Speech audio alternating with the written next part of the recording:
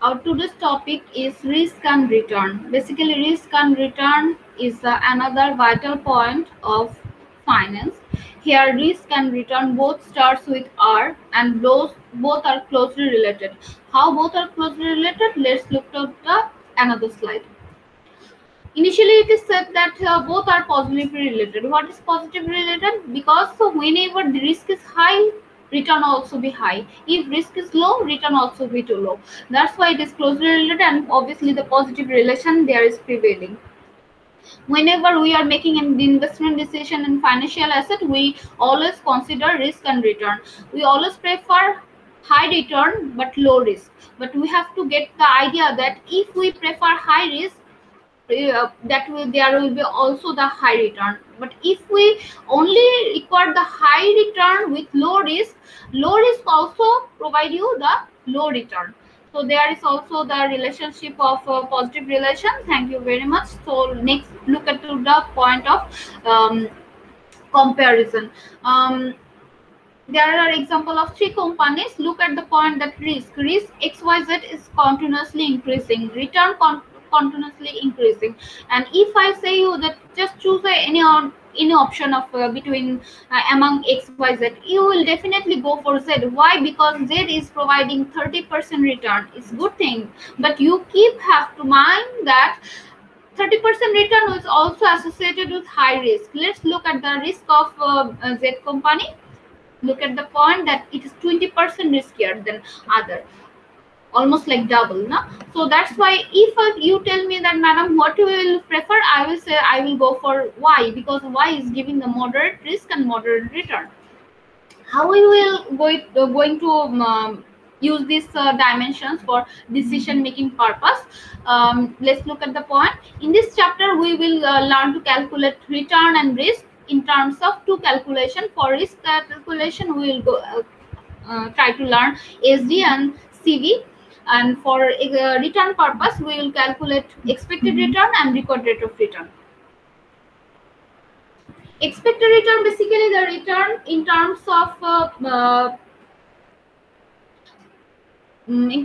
probability, and probability associated with each return type. So here probability and return is multiplied, and all pairs of return and probability is sum of them, then it will construct the result like expected return. What you are expecting from this company as a return, basically this is known as expected return. Let's learn about the expected return. Assume that there are two company A and company B. When company A is making in the state A, A company is making 5% return and B company is providing 50% return. The probability is 20. Thereby, all information are provided, and this situation when the probability is 20%, A company is giving 20%, company is giving loss 10% loss. So let's calculate the calculation. For initially we will learn the calculation of A, thereby we will learn the calculation of B.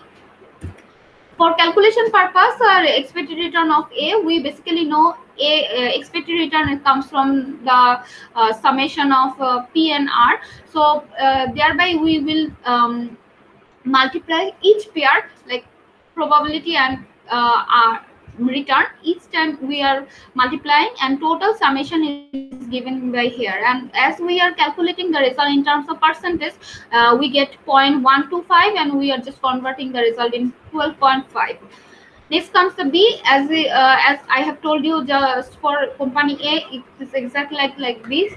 Its probability and return both are multiplying here, and fourth pair is just come up, and it will come like 0.20, and it will like 20%. So if you tell me that which is my preferred one, in terms of the portion, as we have calculation did the calculation, we get the value for A that 12%, 5%, and B for 20%. So among these two we are preferring to get high return, so I will go for B.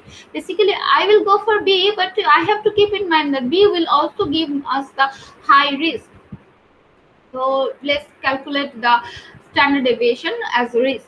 Risk calculation purpose, one of the statistical method used is standard deviation, the SD. Basically, SD is calculated from the expected return, as we have just calculated from it. So when we are going to calculate this, we will learn how standard deviation is calculated based on expected return. So from the previous history of the given formula, we have already learned about calculating the expected return. For the SD purpose, we need to subtract from each R to expected return value and square um, uh, square uh, um, square value of each, and thereafter we need to multiply with p. The p value is 20. Thereafter we are getting 0.001, and we need for the formula that the total summation of r minus expected return square into p. The result is coming like 0.004, but it is not the final result. SD is holding the formula like for this summation, it will the root over of this summation value. So the root over of summation value will construct the result here. We are also going to calculate the result in terms of percentage. For the B calculation, you can do it of your own, and you whatever you will do, 20% from each of the R value, you will subtract the 20%, and you will square the value with the along with the value. For the last column, you will do the multiply with multiplication with the probability value of each pair, and thereafter you will do the summation. Just root over the summation, you will get the result of SD. So whenever we are talking about the final calculation of risk calculation, it is the final tools for calculation is CV. Basically, CV provides far better result than SD, because whenever we are calculating the CV, we use SD value and both expected return values. How? Just dividing SD divided by expected return. As we have known that from the previous calculation for stock A, the SD is 33 point something, and expected return is 12.5%. Just dividing that, it will show that 2.64% is the CV of A. So whenever if you are asking me, madam, whatever we are going to calculate for SD or for risk, which option we will prefer for SD or CV, I will just tell you that please calculate the CV, because whenever you are calculating CV, you are already calculating the SD for the calculation, right? So CV will give you the appropriate result. So whenever we are selecting the risk, we always prefer the less risk. So when you will calculate the stock for CV for stock B, you just select the less risk in terms of comparing the CV value of stock A and stock B.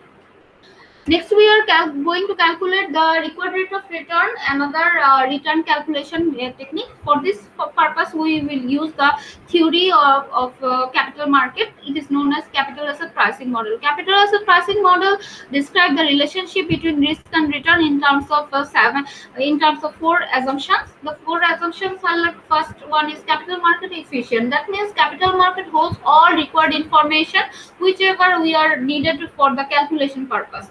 Homogeneous investor, because when we are investing in the stock market, we can be a small investor, we can be a corporate investor, but CPM theory suggests that you have to either either corporate investor or either small investor. The market, when is having the heterogeneous investor, the CPM assumption is not working there. CPM, basically CPM theory and record rate of return calculation is not working there appropriately. And number three is there must be risk-free rate. Risk-free rate is basically the when if your country have a government influence and government is providing the minimum level of risk-free rate in economy for investment, that time it is known as risk-free rate. And market portfolio contains only systematic risk, not the unsystematic risk. The record rate formula comes with RF plus RM minus RF into beta. Beta basically the index of risk inside each industry inside the capital market, and RF is the risk-free rate and RM is the market return. If we put the values into the formulas, we can get the calculation. Look at the calculation of B. It is saying that if you are intending to invest in the market, in banking industry of the capital market, the capital bank industry in the capital market holds a beta 1.45. Just put on the value in the category in the formula for beta 1.45. The risk-free rate is 3%, so put on the value 3% in the RF position. Okay, the expected return of the market portfolio is 10%. Basically, always the market portfolio return is, or RM is always higher than RF. So RF, just put on the 10% to the formula portion and just calculation showing the percentage. In terms of whenever we are calculating the return, I will suggest that please go for the required rate of return rather than expected return.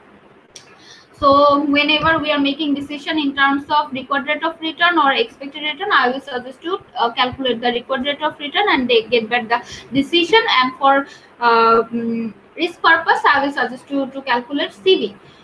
Next comes risk attitude. There are three types of risk attitude: risk preference, risk indifference, and risk aversion.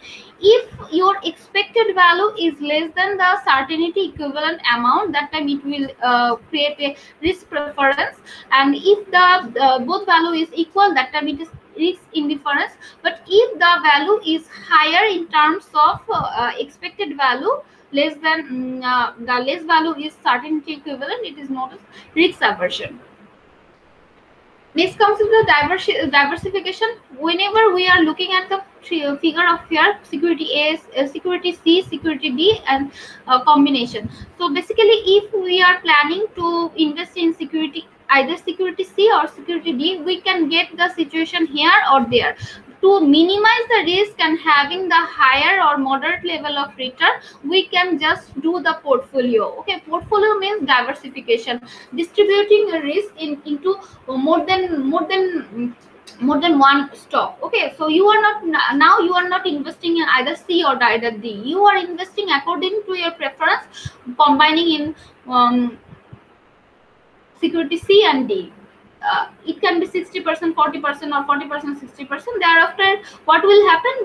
The result will comes like your risk will be much less, and the return will be moderate. You can see that the bar chart, the line chart is like moving more more stable situation rather than either C and D. So what is diversification? Diversification is done basically for minimizing the risk and best return. In terms of diversification, we do the portfolio risk return by investing not in one security rather than more than one security, and here the risk is cost to low and the return is cost to high. There are two types of risk: systematic risk and unsystematic risk. Systematic risk is the lower part and unsystematic risk is the upper part. It's the blue part is unsystematic risk and pink part is the systematic risk. Basically, systematic risk is always same. Whenever you are investing in a company, either you are investing in zero number company or 100 number company, your systematic risk will be always the same level. It cannot be declined. But whenever we are investing to zero to higher number of securities or companies, the unsystematic risk is generally lower towards. Okay, so এক্ষেত্রে আমরা সব সময় আনসিস্টেমেটিক রিস্কটাকে কমাতে পারি। Systematic রিস্কটা actually কখনো কমে না, যতই আপনি বেশি কোম্পানিতে ইনভেস্ট করেন না কেন, সিস্টেমেটিক রিস্কটাকে আমরা আনসিস্টেমেটিক রিস্কটাকে কমাতে পারি। সিস্টেমেটিক রিস্কটা অ্যাকচুয়ালি কমানো যায় না, এটা বেসিক্যালি ইকোনমির সাথে একদম স্ট্রং রিলেটেড থাকে। এরপর চলে যাই characteristics line. Characteristics line actually কিছুক্ষণ আগে আমরা যেটা সিএপিএম মডেল নিয়ে কথা বলছিলাম, বেটা নিয়ে কথা বলছিলাম, বেটার ফর্মুলাটাও হলো রাইজ বাই রান। তো রাইজ বাই রান যখন আমরা বসাই তখন অ্যাকচুয়ালি এরকম একটা লাইন আছে। এই লাইনটা হলো আদর্শ লাইন। এই লাইনটার মানটাই কিন্তু আমরা কিছুক্ষণ আগে ক্যালকুলেশনের সময় ইউজ করেছি। তো এই লাইনটার আশেপাশে কিছু ব্ল্যাক ডট দেখা যাচ্ছে। ওকে, তো যত বেশি দূরে থাকবে তত বেশি রিস্কি হবে। হ্যাঁ, উপরের দিকে হলো হাই রিস্ক, নিচের দিকে হলো লো রিস্ক। তো এটাকেই বলা হচ্ছে হলো characteristics line. এই ব্লু লাইনটাকে বলা হচ্ছে characteristics line. Basically characteristics line represents the beta value of each industry. প্রতিটা ইন্ডাস্ট্রি ইন্ডাস্ট্রির জন্য আলাদা আলাদা বেটা ভ্যালু হবে এবং বেটার মানগুলোকে আমরা যখন গ্রাফিক্যালি প্রেজেন্ট করব that is known as characteristics line. And characteristics line যেটা মিডল লাইন দিয়ে যেটা যাবে blue colour, it's the ideal characteristics line. এবং এর অন্যান্য যে স্টকগুলো আছে এই ইন্ডাস্ট্রির সবগুলো আসলে এই লাইনটার আগে পিছে মুভ করবে। তো যেগুলো ক্যারেক্টারিস্টিক্স লাইন থেকে অনেক দূরে অবস্থান করে তাদের রিস্ক ইজ হাই, এবং যাদের রিস্ক নিচে অবস্থান করে তাদের রিস্কও হাই। তো যেগুলো আসলে ওই ক্যারেক্টারিস্টিক্স লাইনের মাঝে ওই যে ব্ল্যাক ডট গুলো পড়ছে এরা মোর স্টেবল কোম্পানি। সো আমরা যদি এরকম একটা banking industry better line characteristics line খুঁজে বের করে, এবং এখানে এই যে যে পয়েন্টগুলোতে দেখা যাচ্ছে ব্লু লাইনের উপরে বা একদম কাছাকাছি অবস্থান করে এরকম কোম্পানিকে খুঁজে বের করে ইনভেস্ট করে, that time it will be good decision for us. Next comes বেটা। এন্ড বেটার কথা মাত্রই বললাম, বেটার মান যদি 1 হয় তখন বুঝতে হবে যে এটা আসলে মার্কেট যেমন মুভ করবে কোম্পানিটাও অ্যাকচুয়ালি সেভাবে, ইন্ডাস্ট্রি সেভাবে মুভ করবে। কিন্তু বেটার মান যদি 1 থেকে বড় হয় তার মানে কিন্তু ওই যে ব্লু লাইন থেকে অনেক উপরে চলে যাচ্ছে, এই ক্ষেত্রে বোঝা যায় যে market is more volatile. Volatile মানে যে কোনো সময় বিপদ ঘটতে পারে। কিন্তু বেটার মান যদি 1 থেকে কম হয় সেক্ষেত্রে মার্কেট ইজ লেস ভলাটাইল, মানে মার্কেট অনেক স্টেবল অবস্থায় আছে, মার্কেট অ্যাকচুয়ালি মানে খারাপ পর্যায়ে যাচ্ছে না, মোর স্টেবল অবস্থায় আছে। বেটা দিয়ে আমরা কিন্তু সিস্টেমেটিক রিস্কের প্রকাশ পাই। হ্যাঁ, ইন্ডেক্স অফ সিস্টেমেটিক রিস্ক, এবং প্রতিটা ইন্ডাস্ট্রি আলাদা আলাদা বেটা থাকে। ধরেন এটা ফার্মাসিউটিক্যালস, তারপর সেটা আপনার পেট্রোলিয়াম হতে পারে, সেটা টেক্সটাইল হতে পারে, ব্যাংকিং হতে পারে। প্রতিটা ইন্ডাস্ট্রির বেটা কিন্তু আলাদা আলাদা হবে। এরপর চলে যাবো আমাদের last point, security market line. Basically whenever we are calculating the risk return and pricing based on that we are আমাদের যে স্টক কোম্পানিগুলো আছে, কোম্পানি এ, কোম্পানি বি, সি, ডি, যতগুলো কোম্পানি আমাদের পছন্দের লিস্টে আছে তাদেরকে যদি আমরা একটা গ্রাফিক্যাল প্রেজেন্টেশনের মাধ্যমে প্লট করি, যেখানে দেখা যায় যে উপরে আসলে আমরা রিকোয়ার্ড রেট অফ রিটার্নটা বসাবো এবং নিচে হলো আমরা বেটার মানটা বসাবো, তখন এই জায়গাটাতে এই রিকোয়ার্ড রেট অফ রিটার্নের প্রথম পোরশনটাতে আসবে আরএফ। ওকে, আরএফ দিয়ে এখানে একটা স্ট্রেট মানে 45 ডিগ্রি অ্যাঙ্গেলে একটা লাইন চলে যাবে। এই লাইনের উপরে যে ইয়েলো পয়েন্টগুলো আছে তারা হলো আন্ডার প্রাইস শেয়ার। ওকে, সো সিকিউরিটি মার্কেট লাইন থেকে যেসব পয়েন্টগুলো উপরে অবস্থান করবে, যেসব কোম্পানির স্টক তারা আন্ডার প্রাইসড অবস্থায় আছে, এবং আন্ডার প্রাইস কোম্পানি শেয়ার আমাদের সবসময় ইনভেস্ট করা উচিত। কারণ এর মানে হলো এর কিন্তু দাম এখনো কম অবস্থায় আছে, আন্ডার প্রাইসড অবস্থায় আছে, এবং নেক্সট দামটা বাড়বে। কিন্তু যদি আমরা ওভার প্রাইস, যেখানে সিক্রেট মার্কেট লাইনের নিচে অবস্থান করে এই যে ইয়েলো পয়েন্টে, এই জায়গায় অবস্থিত কোম্পানিগুলোতে আমরা ইনভেস্ট করি, সেক্ষেত্রে আমাদের ডিসিশন রং হবে, because they are over price stock. Over price stock quite risky, কারণ এটা অতি মূল্যে অবস্থান করছে, মানে যা দাম না তার থেকে বেশি মূল্যে মার্কেটে অবস্থান করছে। সো যে কোনো সময় এটা দামটা পড়ে যেতে পারে, এবং এই ভ্যালুয়েশনটা আমরা ক্যালকুলেশন শিখবো পরবর্তী আমাদের একটা চ্যাপ্টারে। এখানে শুধুমাত্র সিকিউরিটি মার্কেট লাইন বুঝলেই চলবে। Thank you very much.